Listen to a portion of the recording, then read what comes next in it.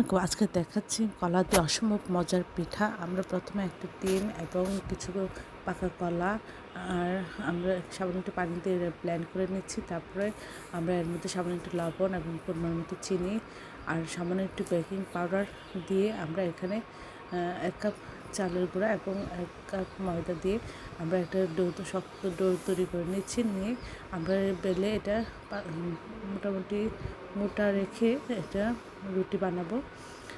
তারপরে আমরা বিভিন্ন কুকি কাটার দিয়ে এভাবে শেপে ডিজাইন করে আমরা কেটে নেব।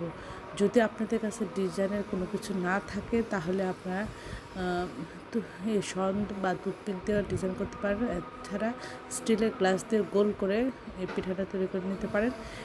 এটা এইভাবে দেখতে যতটা সুন্দর, খেতে অসাধারণ, বাচ্চারা খুব পছন্দ করে, মজা করে খায়। আশা করি আপনারা এই রেসিপিটা একবার হলেও ট্রাই করবেন। অসম্ভব মজার হয়েছিল এই রেসিপিটা।